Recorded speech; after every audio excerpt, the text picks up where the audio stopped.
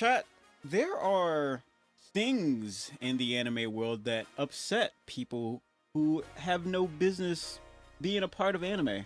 You ever just go into someone's house and says, "Ew, what's with this carpet on the floor?" Yeah. Or, "Ew, what's with all this, this purple furniture?" Yeah. You ever done that before, chat? Probably not, because people in my chat are, civilized. At least I hope so. But apparently, we have what's been going on in Japan world. Japan world. Yeah, it's a theme park chat where you go and just hang out and just hi, my name is Candy. Sometimes I try to be funny, but sometimes it doesn't work too well. So so apparently, what's going on in Japan is that they've been lobbying to try to censor anime. Right? Now, I've kind of figured this would happen from anywhere else. The United Nations, for example, they've had a history of not liking, or at least some people in the United Nations have a history of not liking Japan's content. But apparently, this stuff has been happening in house for about a year now. I can't give you exact names because I don't have these exact names of who going against it. But the good news right off the bat, I'll tell you right now, is that the people who are lobbying against anime and censoring it, they are being pushed back against people who are also in politics in Japan. There are people who are anti-censorship of anime who are in Japan's government, which is very good. King Remedy says, as long as they don't hit Dan and Cyberpunk, I don't care. Probably they would hit that. they would probably be going against all of that as well. So that's the sad part. Crazy thing is that this also has something to do with Visa and Mastercard. Huh? Go figure, chat. So as anime gets spreads around the world, everybody wants their hand in that cookie jar. There are people out there who really wants to control it. This is also one of the reasons why I've told you before that I will never. King Remedy says they won't censor Peak. Dan slaps. Dan is pretty good. So yeah, I feel you on that one.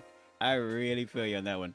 But oh my goodness, King Remedy, you made me lose my train of thought. What the heck was I about to say? Anyway, King Remedy says, I'm sick of censorship. It's slow molding over the world. Oh, I said that I would never, that's one of the reasons why I would never call Chinese cartoons anime. I won't call anything that's not made in Japan or with Japan's values anime.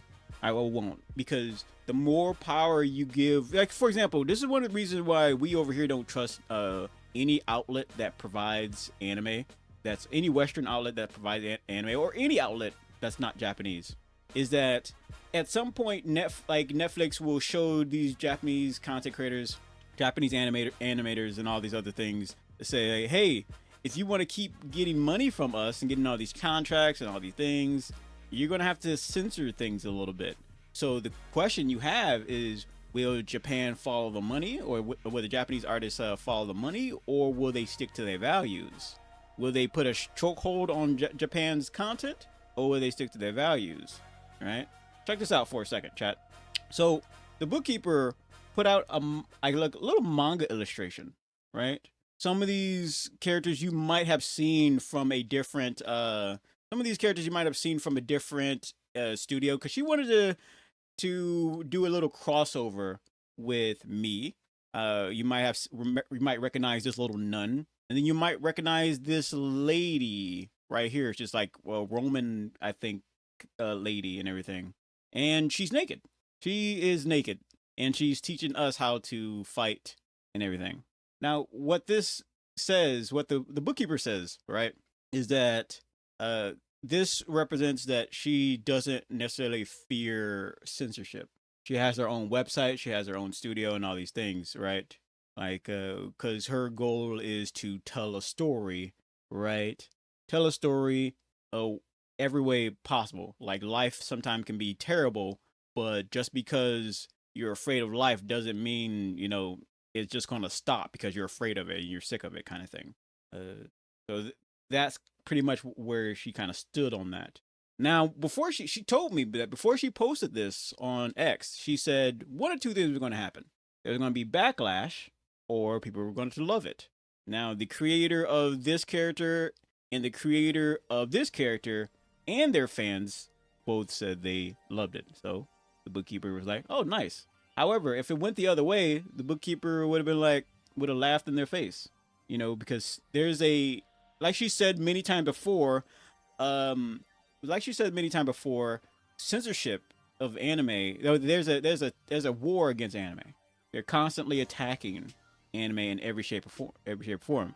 Now, one of the bookkeeper's first books, called Detective Red, had a certain monster that you may recognize, but more humanoid.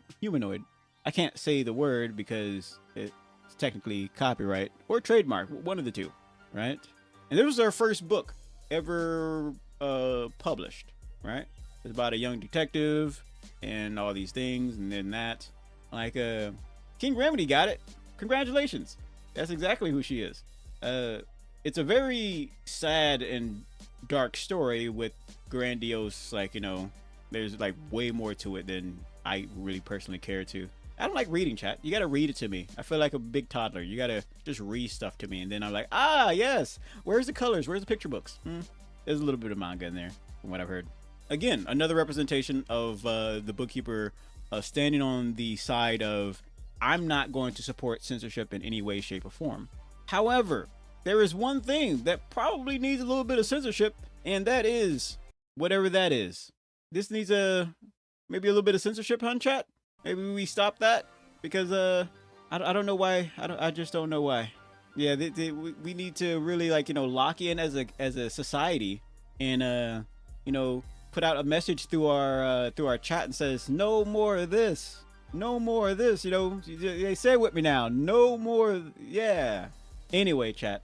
Anyway, what I'm just trying to say is that there is a struggle going on to protect anime and manga, and I think all of us who really care about it and the future of it should really keep our eyes open for any any sneakiness that would be going against it, right?